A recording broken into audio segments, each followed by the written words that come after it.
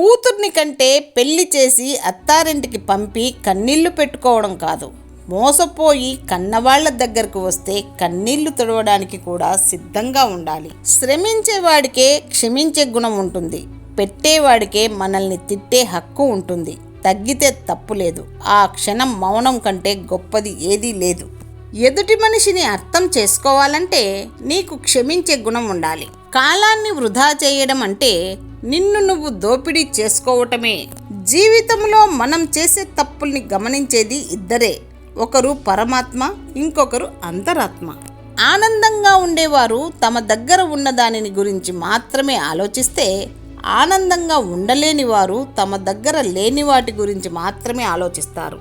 విద్య నేర్చుకుని గురువుని మర్చిపోకు, ధనం వచ్చాక స్నేహితుడిని మర్చిపోకు, భార్య వచ్చాక కన్నవారిని మర్చిపోకు, గౌరవం వచ్చాక గతం మర్చిపోకు, అవసరం తీరాక సాయపడిన వారిని మర్చిపోకు. ద్వేషాన్ని దూరం చేయగలిగేది ప్రేమ తప్ప ద్వేషం కాదు.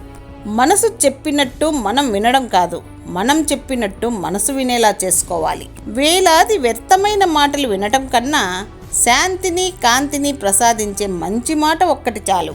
సాయం చేసేవాడు దేవుడు, మంచిగా మాటలు చెప్పేవాడు గురువు, నీతిగా బ్రతికేవాడు మనిషి. అంకెలతో దేనినైనా నిరూపించవచ్చు, ఒక్క నిజాన్ని తప్ప.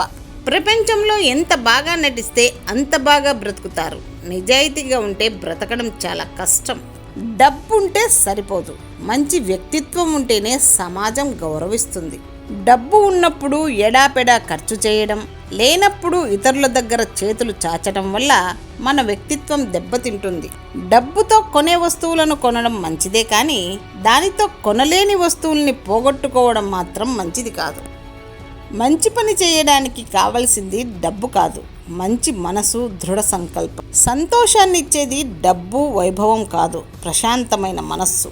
అల వచ్చినప్పుడు తల వంచితే ప్రాణం నిలబడుతుంది. గొడవ అయినప్పుడు ఒక అడుగు వెనక్కి తగ్గితే బంధం నిలబడుతుంది. ఒక్క క్షణం ఓడిన మనిషిగా జీవితాంతం గెలుస్తావు. ప్రేమంటే సూర్యుడిలా ఉదయించి సాయంత్రం అస్తమించేది కాదు, కళ్ళల్లో ఉదయించి కనుమూసేంత వరకు అస్తమించనిదే ప్రేమ. లైఫ్లో గెలవడానికి జాలి, దయ, మంచితనం మాత్రమే ఉంటే చాలదు. కానీ లైఫ్లో గెలవాలంటే మంచితనంతో పాటు చుట్టూ ఉండే సమాజ పరిస్థితులను సమయాన్ని బట్టి నడుచుకోవాలి. చెడు స్నేహం ఊహలకి కూడా అందని విధంగా మీ జీవితం నాశనం చేస్తుంది. జీవితంలో చాలామంది మనకు మిత్రుల రూపంలో ఎదురవుతారు. అలాంటి వారి చెడు సలహాలను దూరం పెట్టాలి. ఎటువంటి భేదాలు చూడని నిజమైన స్నేహం జీవితంలో ఉన్నత స్థానానికి తీసుకెళ్తుంది. అంటే కుల, మత, పేద మరియు ధనిక భేదాలు చూడకుండా మంచివారితో స్నేహం చేసేవారు ఖచ్చితంగా జీవితంలో గెలుస్తారు. మనకు సంబంధించిన దానికోసం ఎంత కష్టమైనా పోరాడాలి. అతి ప్రేమ నష్టం కలిగిస్తుంది. ఎవరి మీద అయినా అతి ప్రేమ, అతి నమ్మకం నాశనానికి, మోసానికి దారితీస్తుంది. అర్ధజ్ఞానం అత్యంత ప్రమాదకరం. ఏ పని అయినా పూర్తిగా తెలుసుకున్నాకే మొదలు పెట్టాలి. అలా తెలుసుకోకపోతే ఆ పనిని మధ్యలోనే వదిలేయాల్సిన పరిస్థితి వస్తుంది. స్త్రీలను అవమానించరాదు. స్త్రీలు దేవతలతో సమానం. వాళ్ళని అవమానపరచడం అనేది చాలా పెద్ద పాపం. చిన్న విషయానికి కూడా స్పందించి కంటతడి పెట్టేవారు బలహీనులు కాదు, స్వచ్ఛమైన మనసు కలవారు.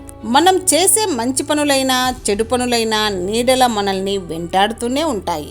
ఒక మగాడు నిజాయితీగా ప్రేమిస్తే తన సొంతం అనుకున్న ఆడదాన్ని ఎల్లప్పుడూ ఈ ప్రపంచానికి దూరంగా దాచడానికి ప్రయత్నిస్తూనే ఉంటాడు. ఎందుకంటే తన చూపు తప్ప ఇంకో కంటి చూపు పడితే తట్టుకోలేని తత్వంలో ఉంటాడు.